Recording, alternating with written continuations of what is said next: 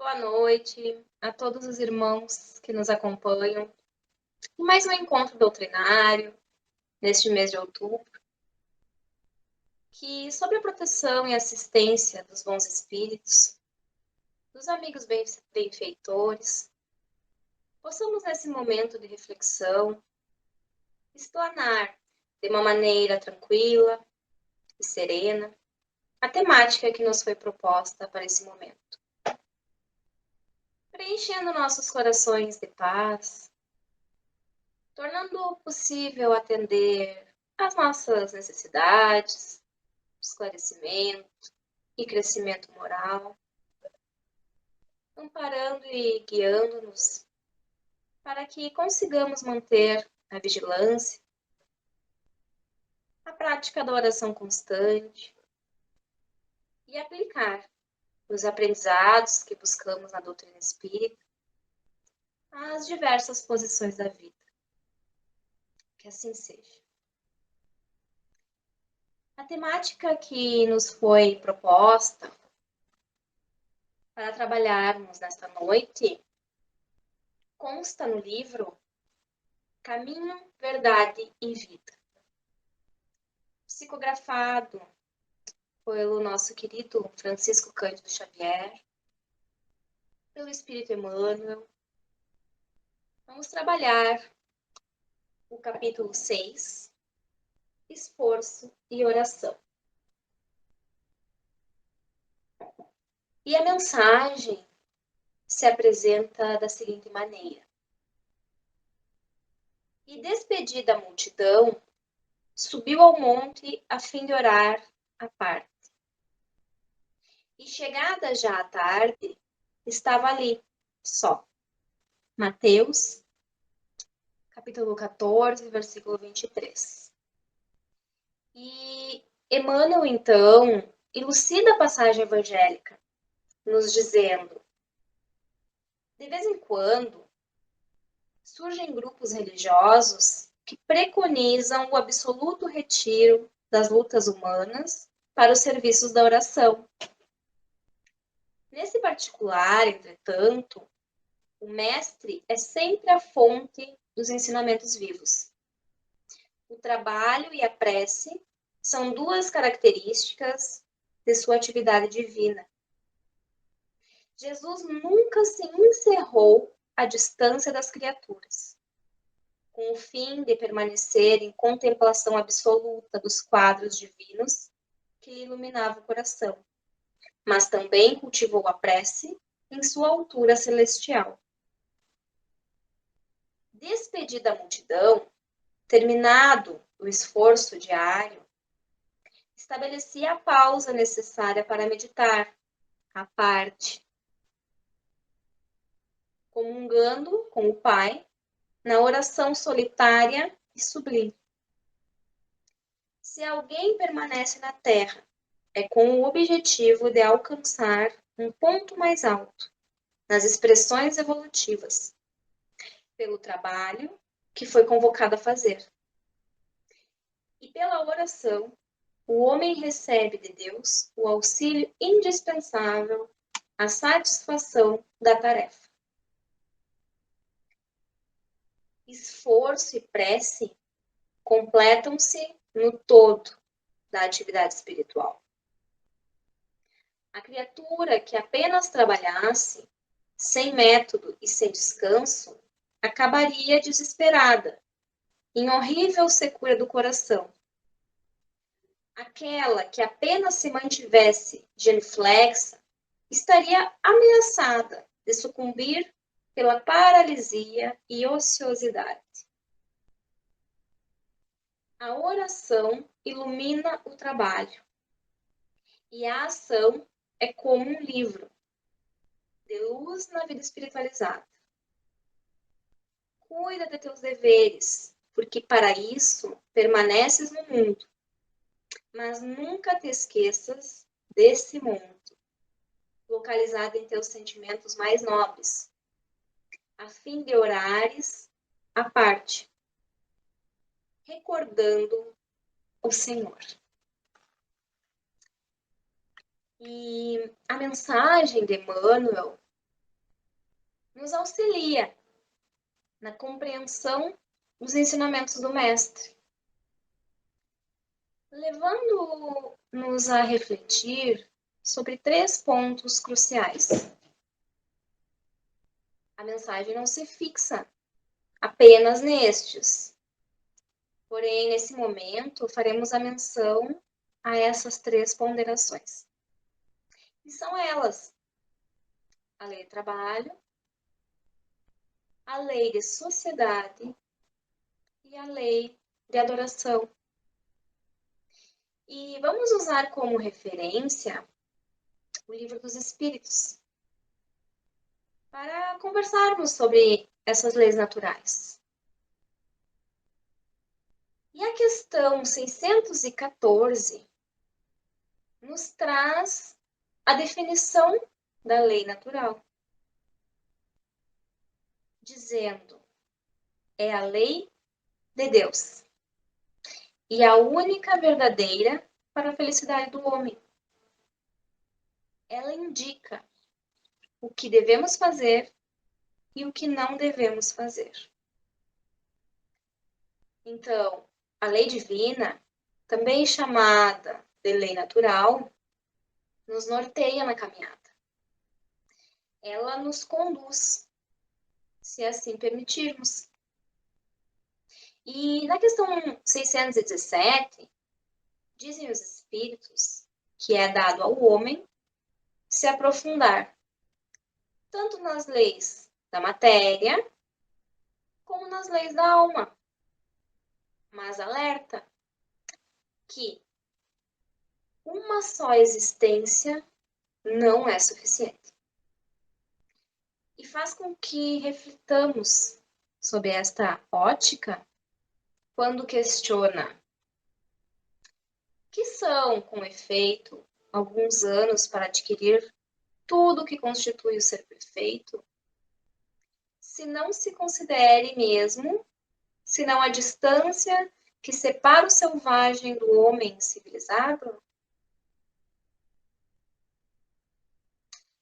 E a 619 vem auxiliar no entendimento, dizendo que Deus deu a todos os homens os meios de conhecer sua lei, mas nem todos a compreendem.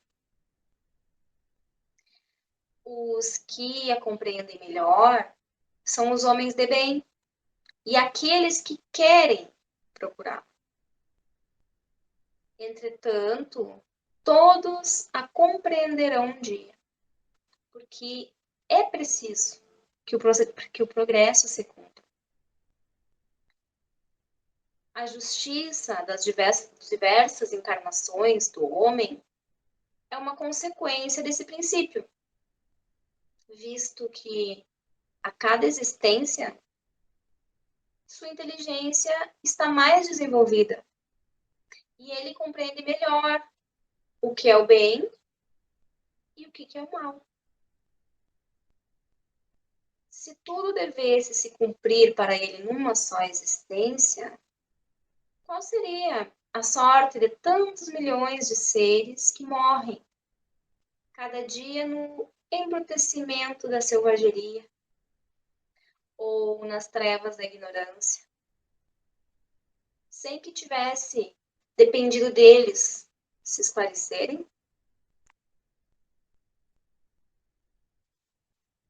Observemos as reflexões que nos direcionam os espíritos nesta questão 619. Nos alertam ao esforço que cada um necessita realizar para buscar compreender as leis divinas,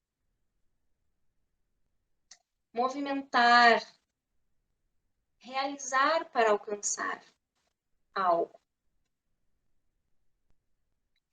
E a questão 114 corrobora com as que já mencionamos, quando diz que são os próprios espíritos que se melhoram. E melhorando-se, passam de uma ordem inferior para uma ordem superior. A questão 115 confirma que Deus criou todos os espíritos simples e ignorantes. E cada um dentro de suas dificuldades, de suas experiências, conforme as suportam e enfrentam, adquirem esses conhecimentos. Aqui o esforço está nitidamente presente, porque necessário se faz, ao querer algo, buscar, realizar, trabalhar em prol desse melhoramento. E juntamente acreditar em Deus. Solicitar o auxílio para que não esmoreçamos. Assim que o amparo chegará até nós. E com este breve esclarecimento das leis naturais, divinas ou morais, dentro do contexto reencarnatório, de maneira sucinta, podemos observar a presença das 3 leis. Lei de trabalho, lei de sociedade e lei de adoração, na passagem de Mateus. E despedida a multidão, subiu ao monte a fim de orar à parte. E chegada já a tarde, estava ali, só. Nosso querido mestre, guia, despedia-se à multidão após trabalhar em favor dos irmãos em necessidades, após os auxiliar dentro de suas dificuldades. Ele nos ensina com o exemplo a necessidade de sermos úteis. Não apenas para que o nosso irmão receba o auxílio, mas também nós alcançarmos os recursos que o trabalho vem a gerar. E aqui, no sentido mais amplo, não apenas o trabalho material, mas principalmente o trabalho moral, o desenvolvimento dos sentimentos nobres, que nos elevam, que nos transformam. Importante o que nos diz a questão 675, que toda ocupação útil é um trabalho, que o espírito trabalha como o corpo. Quando eu me esforço em vencer uma dificuldade, eu estou trabalhando para alcançá-la. Este esforço caracteriza o trabalho. Observemos então a lei da sociedade presente nessa reflexão. Ao me isolar, que seja com o pretexto de reflexão, meditação, falando na questão do isolamento,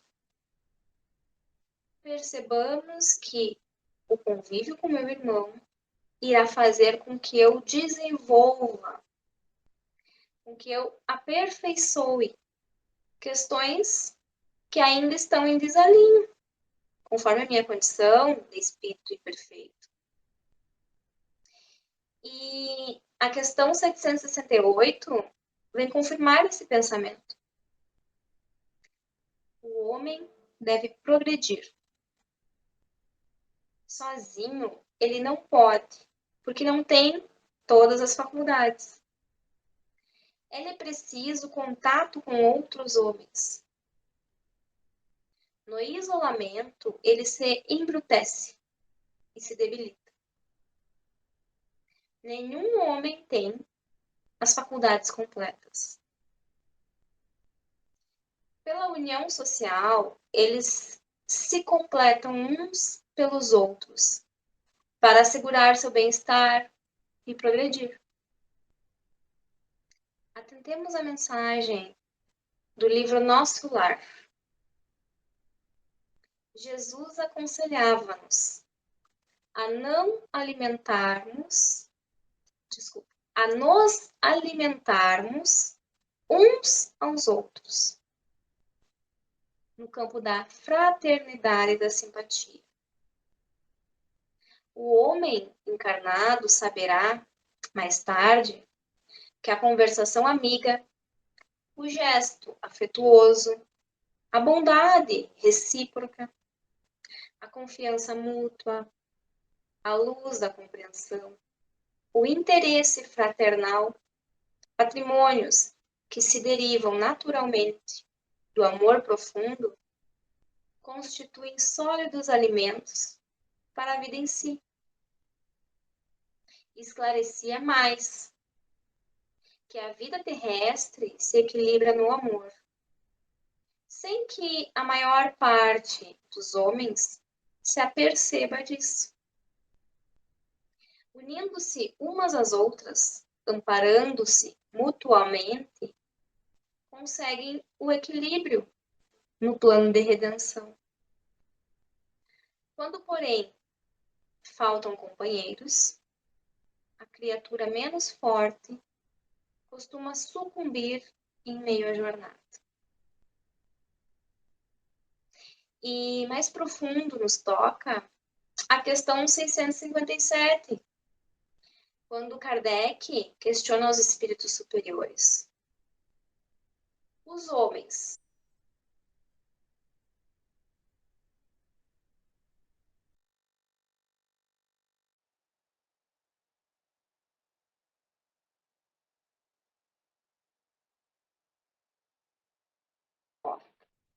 não, porque se eles não fazem o mal, não fazem o bem e são inúteis.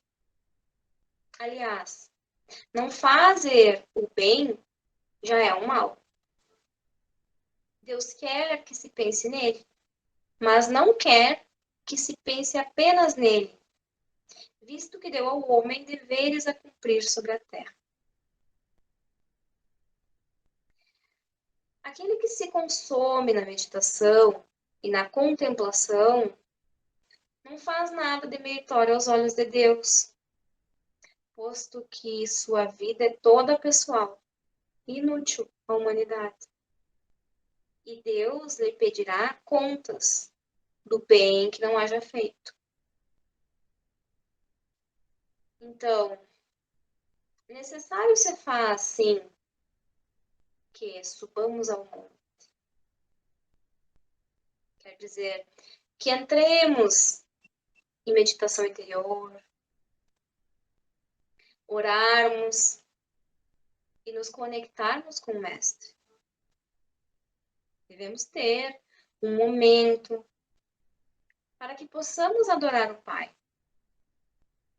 mas que este seja temporário e que não permita que nos afastemos de conviver e auxiliar no progresso do mundo. E na questão 568, vem confirmar que a prece é sempre agradável a Deus quando ditada pelo coração. Porque a intenção é tudo para Ele. E a prece do coração é preferível a que se pode ler, por bela que seja. Se lês mais com os lábios que com o pensamento. A prece é agradável a Deus quando é realizada com fé, fervor e sinceridade. Qualquer momento que estejamos necessitados, meditemos, subimos ao monte, elevemos o nosso pensamento com sinceridade, com fé, com energia, que seremos ouvidos, que receberemos esse auxílio. Porque depende de todos nós nos esforçarmos, trabalharmos mas o nosso Pai, nosso guia, nosso mestre, está por trás de todas as coisas. Que possamos nos esforçar, trabalhar e adorar o nosso Pai de maneira verdadeira e sincera, dentro do caminho da luz. Como o Mestre veio nos ensinar. E assim, queridos amigos, finalizamos a nossa reflexão para este momento, desejosos de que todos possamos ter uma excelente noite. Que assim seja.